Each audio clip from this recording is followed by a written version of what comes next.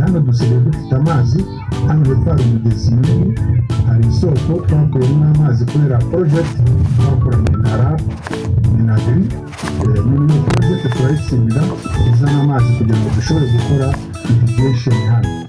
dukore ubuhinzi bwiza ariko bufite irrigation tukaba dufite amazi hano menshi haje amazi menshi hari inyuma metero kibe magana twari twifuje gukorana na Equity kugira ngo ayo mazi nk'uko muri Huye twari tumaze iminsi tunywa amazi yawe ariko yari yahagaritse noneho ayo mazi tuzayakore neza tufatanye na COR na Equity noneho ya mazi tuzajya tuyashyira mu macupa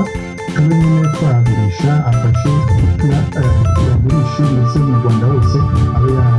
yajya no hanze n'abandi yajya agurishwa hano turi ahangaha ni ahantu mu majyepfo ni ahantu hafite amateka akomeye cyane y'u Rwanda ahangaha turi ku paruwase ya Sabamu paruwase ya mbere mu Rwanda hano imbere nanone barabizi Gisagara ngo abami umwami w'u Rwanda n'u Burundi bajyaga bakunda kurwana cyane u Rwanda n'u Burundi noneho baza kumvikana abasore tuba tukiko twese turi abavandimwe tukaba tuvuga ururimi rumwe noneho waba wahuriye hariya iyo bahuriye baricara barumvikana baravuga ati nta ntambara y'ibintu bizongera kurangwa hagati y'u Burundi n'u Rwanda hano mu majyepfo ni ahantu hari amateka akomeye cyane numva rero tugendeye no kuri ayo mateka tukaba twakora n'umushinga w'ubu w'amazi wabona abantu benshi yagirwa n'abantu benshi naho rero umusingi wacu tukaba tuvuze ko umushinga niko tashoboye kuza nyine ariko yari yatumye padiri wamuhagarariye yuko arabyishimiye turavuga ngo waba ari umushinga mwiza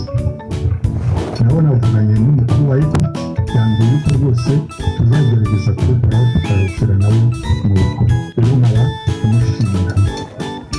nyakubahwa umuyobozi mukuru wa Equity nyakubahwa umuyobozi executive w'akarere ka Gisagara nyakubahwa vice mayor ushinzwe finance mu karere kacu nabo batuye uyoboye numba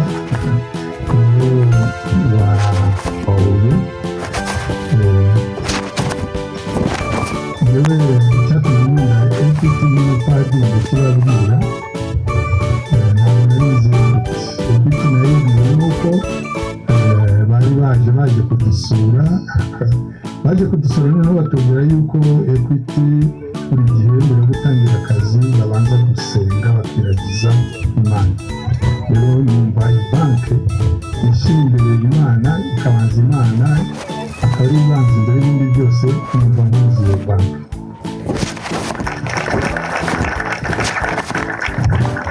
ibyo rero ni biza gutuma tugira partnership na Equity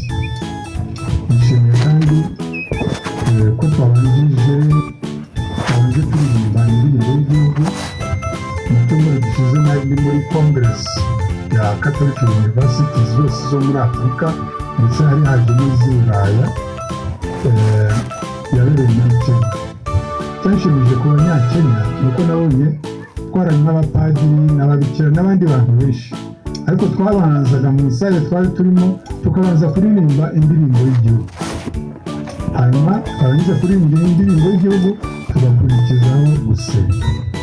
kuko nabonye abanyakenya bakunda cyane igihugu cyabo ikintu buri munsi twabanzaga indirimbo y'igihugu tugakurikizaho gusenga ibyo rero cyaranshimishije cyane kandi kuko tugomba gukunda igihugu cyacu urebye n'uzasohoka bagiye bajya hanze mbere n'abayibura nagiye ahantu henshi nta hantu wabona nk'u Rwanda hameze neza n'u Rwanda wenda dufite ibibazo wenda by'ubukene ntabwo twakubwira ngo wenda ari ariko iyo uvuye hano Butare iyo uvuye hano Butare ni nko muri Gisi cyangwa mu Mugogo nkagera kuri iyi soko wumva akayaga hari wagenda wamanuka ukagera za Ruhengeri ukamanuka ukagera Gisenyi nta handi hantu wabona hameze gutya hameze neza nko mu Rwanda n'ahariya Eastern ya Congo ndetse n'u Burundi niho hantu heza ku isi hafite climate nziza cyane utabona n'ahandi ku isi niyo nk'abazungu baje kudusura bakagera hano mu Rwanda bajya bishima cyane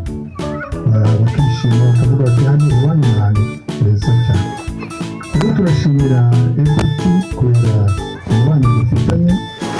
umubano mu twasezeranye, partnership twasezeranye bamwe irimo ikubiyemo ibintu byinshi, ariko ugomba kuvuga uribanda ku bintu bitatu. Ikintu cya mbere ni training yo guha abanyeshuri bacu, kuko dufite faculty ya business studies,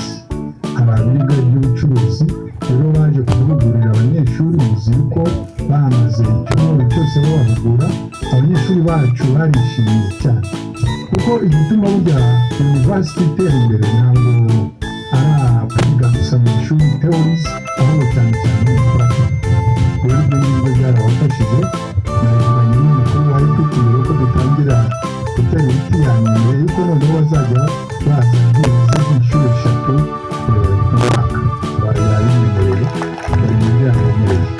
Ibyo byazafasha abanyeshuri bacu kurushaho gutera imbere, kumenya cyane cyane gusobanukirwa n'ibijyanye na banki n'ibindi byose. Ikindi twasinyanye na Equity twavuganye ibijyanye n'amazi.